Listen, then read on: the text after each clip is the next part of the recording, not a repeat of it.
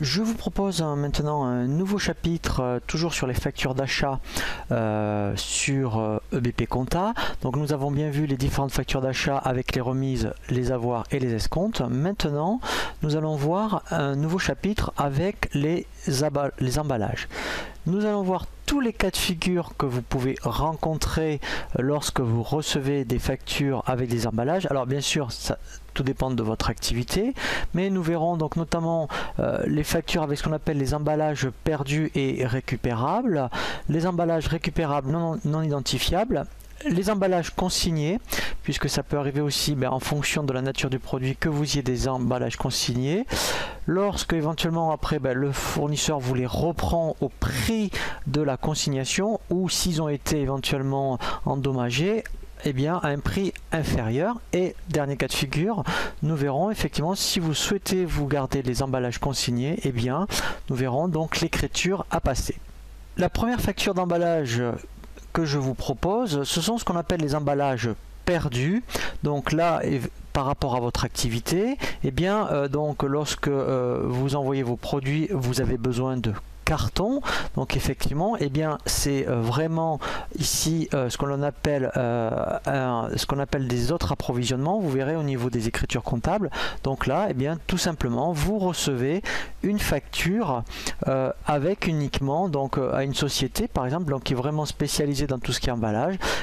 Vous leur achetez des carton.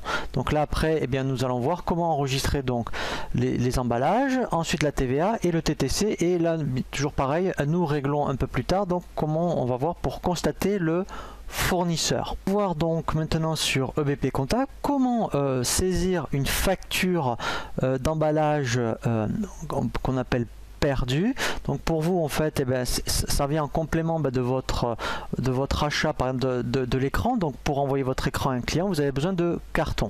Donc là je vais rajouter une écriture et en fait on va utiliser un compte donc qui s'appelle le 602. Donc vous verrez déjà 602, voilà, vous voyez, c'est ce qu'on appelle des autres approvisionnements, et vous aurez, voilà, vous voyez le 602.6, c'est ce qu'on appelle des emballages. Donc il faudra utiliser ce compte là. Donc là je vais saisir mon hors taxe et ensuite je vais saisir comme tout à l'heure ma TVA, voilà, donc pour 20 €, et ensuite mon fournisseur.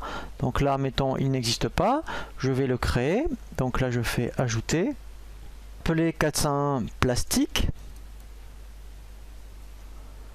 Voilà, et je fais F12 pour solder mon écriture. Voilà, donc donc ça c'est vraiment une écriture type lorsque ce sont, je précise bien, des emballages perdus. Donc effectivement, vous avez besoin d'acheter de conditionner, je dirais, vos articles lorsque vous allez les envoyer à votre client. Vous achetez donc des cartons. Alors là c'est bien sûr des cartons, mais si après tout ce qui est, mettons, le papier craft, tout ce qui va avec, tout ce que vous avez besoin, bien sûr, ce sera dans du 602. Et admettons 610, 620, et vous préciserez bien après la nature, je dirais, du produit que vous achetez. Nous allons voir maintenant un autre cas de figure de facture d'achat d'emballage. C'est ce qu'on appelle les emballages récupérables non identifiables. Donc là en principe ce sont des emballages qui ont une valeur relativement importante. Pourquoi? Parce qu'ils vont être conservés dans votre entreprise pendant un petit moment. Donc c'est pour ça qu'on, vous allez voir, on va même les saisir en immobilisation et non pas en emballage. Donc par exemple, effectivement, lorsque vous achetez des caisses, des fûts, voilà, donc qui sont numérotés, en fait, donc vous allez les immobiliser. En fait, on va donc là le passer en immobilisation.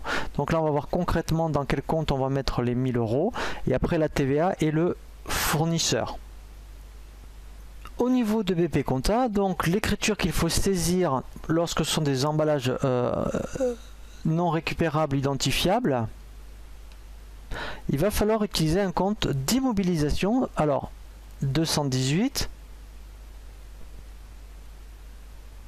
voilà, et là on va voir, mettons, dans le 218.6, voilà, vous voyez ce qu'on appelle les emballages récupérables. Donc là en fait on les passe pour une valeur de 1000 €, et là on va utiliser un compte de TVA déductible particulier. Ça sera un compte donc en fait avec un 2 à la fin, vous verrez, vous voyez, sur immobilisation, donc là je vais le mettre à 20%, ça fera 200 €. Voilà, et ensuite, alors là aussi il y a une particularité. Alors on pourrait, normalement il faudrait mettre un fournisseur d'immobilisation, c'est-à-dire en fait un compte voilà 404, mais ça on l'apprend à l'école, mais sur le terrain on le voit jamais. Donc là on va mettre, puisque c'est le même fournisseur, 401, là je vais réutiliser plastique, voilà, et F12. Voilà, donc là quand vous recevez ce type de facture, hein, où ce sont des emballages que en fait vous allez rendre mais que vous conservez un petit moment dans votre entreprise, et bien en fait effectivement donc on les immobilise et donc on les passe en classe. Nous allons voir maintenant un exemple où vous avez donc ce qu'on appelle des emballages consignés et récupérable. Donc là en fait vous avez une facture d'achat, vous voyez, avec des marchandises de 1000 €, donc la TVA, et effectivement dans ce cas de figure vous voyez la consignation, puisque en fait c'est comme si c'était un prêt, puisqu'après effectivement le fournisseur va récupérer son emballage consigné. Donc là pour l'instant c'est considéré comme un prêt, donc là la TVA il ne la fait pas ressortir. Donc là on va voir comment en fait on saisit ce qu'on appelle les emballages consignés sur une facture d'achat. Et compta toujours en mode saisie journal.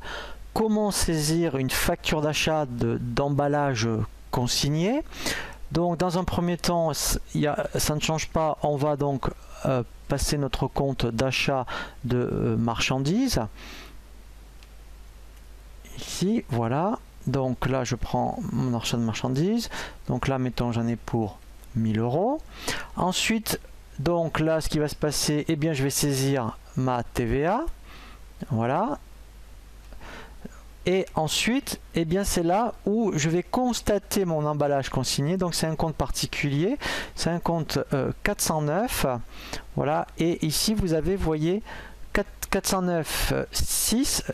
Fournisseur créance emballage à rendre. Et là, en fait, effectivement, il va falloir le mettre ici au niveau du débit, et ensuite vous voyez, donc parce que là comme il y avait un 9 en troisième position, normalement là on aurait dû le mettre au niveau du crédit, et comme il y a un 9, on change de sens.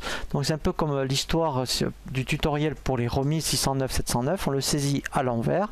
Et bien là en fait voilà, donc après je vais constater mon solde ici. Voilà, donc là on a bien la même transposition de la facture que l'on a reçue, et là on a bien vraiment le même modèle. Voilà, donc en fait quand vous avez des emballages consignés dans un premier temps, il faut le saisir dans le compte 409 600 au débit. On verra après justement après là comment ça se passe lorsque vous rendez les emballages consignés et lorsque vous les rendez à un prix inférieur. Nous allons voir donc le premier exemple de la reprise d'emballage au prix de la consignation. Donc dans un premier temps, on avait reçu une facture d'achat de marchandises de 1000 € et des consignations de 100 €. Donc là, en fait, on retourne les emballages. Donc on a en fait une facture de retour de consignation. Donc là, on va voir comment solder effectivement, puisque la dette de 100 € n'a plus lieu d'être. On va voir comment sur BP Compta on va saisir ce retour. Lorsque je vais ajouter une écriture, alors ce qui est intéressant, c'est qu'on l'a justement au-dessus. On va annuler tout simplement le 409 600. Voilà. On va donc du coup maintenant le créditer, puisque on n'a plus lieu d'avoir cette dette, et en fait on va solder pour diminuer, puisque là en fait ils sont pris dans les 1300. Vous voyez, comme on le rend, on va diminuer notre dette fournisseur de 100 €. Donc en fait ici je vais donc utiliser le 400 plastique, et comme je vais mettre ici au débit 100 €, en fait ma dette n'est plus que de 1200 €. Vous voyez, et alors ce qui est intéressant, c'est qu'on le voit ici, en fait je ne dois plus que 1200 €, ce qui est juste, puisque les 1200 € ne concernent vraiment que l'achat de marchandises. Et donc là, comme j'ai bien rendu les emballages, je n'ai pas de facturation. On va voir justement maintenant un exemple où lorsque vous retournez les emballages consignés, mais avec effectivement une retenue.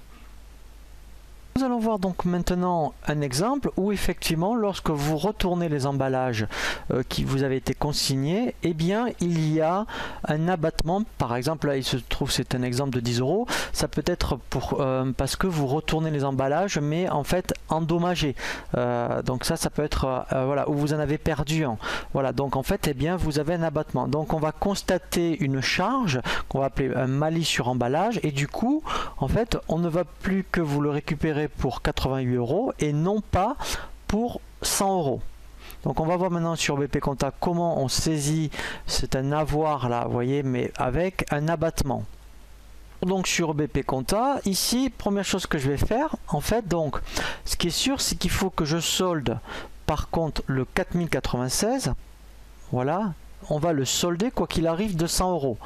Donc ça, il n'y a pas de problème. Ensuite, par contre, je vais constater une charge puisque j'ai un abattement de 10 €. Donc en fait c'est un compte particulier, c'est un compte en fait qui s'appelle 613 en fait. Donc là, alors il n'y est pas dans EBP, en fait c'est un compte que l'on appelle le malus sur emballage. Donc comme il n'existe pas, je vais le créer. Voilà, et je vais l'appeler, c'est vraiment l'intitulé exact, malus sur emballage. On verra justement la différence lorsque vous êtes dans les ventes et où en fait eh bien, on peut avoir ce qu'on appelle un produit. Donc là pour vous c'est un malus.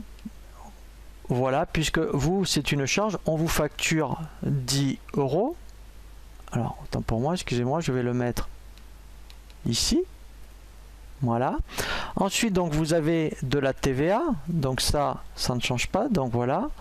Donc lui, il la calcule bien. Et ensuite, donc vous avez la différence. Donc la différence, en fait, elle va être bien de 88. Donc ça veut dire que dans le compte fournisseur, ici, eh bien en fait, voilà, vous n'allez diminuer votre dette du coup que de 88.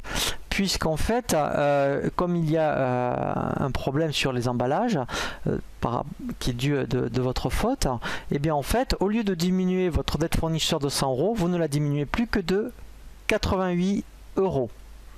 Voilà, donc là c'est vraiment un petit peu particulier.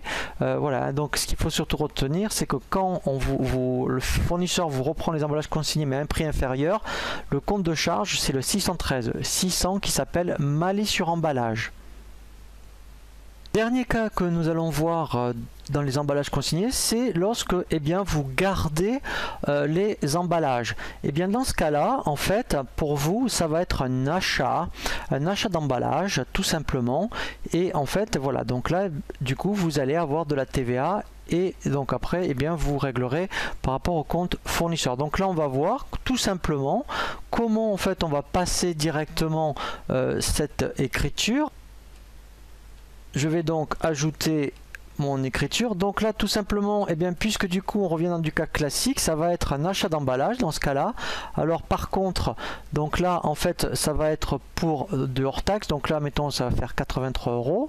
Ensuite vous allez avoir votre TVA déductible, voilà. Voilà, et ensuite en fait, alors là je vais mettre 17 pour que ça fasse un compte rond, voilà. Et ensuite, alors au lieu d'utiliser le compte 401, et bien puisque en fait au préalable, vous voyez, vous aviez saisi, donc en plus c'est intéressant parce qu'on le voit ici, dans le compte 4096, vous voyez qu'il est au débit. Puisque maintenant en fait, eh bien il ne faut plus le constater, et bien puisqu'en fait hein, on revient sur ce cas de figure là hein, dans la consignation d'emballage, on avait vu donc tous les cas là, donc là c'est quand on le rendait et là on le rend à un prix inférieur. Dernier cas de figure, on le rend pas, on le garde. Donc dans ce cas là il faut annuler ici le 4096. Donc là en fait on va pas passer par un compte 401, tout simplement ici on va directement aller dans le compte 4096 et ici voilà en fait on va mettre les 100 € au crédit. Voilà, et là en fait après eh bien voilà, donc là en fait puisque vous l'avez payé, vous l'avez directement dans les 1300 puisqu'ils sont déjà constatés. Voilà, donc on solde pas le 401, vous voyez, on le diminue pas puisque vous l'avez ici. Donc vous, quand vous allez régler votre facture, vous allez régler 1300 et dans les 1300 les 100 € sont compris. Voilà, donc c'est un peu particulier, mais en fait voilà, donc là en fait c'est intéressant parce qu'on le voit bien. Ici en fait on annule les 100 € et en fait ils sont bien pris dans les 1300.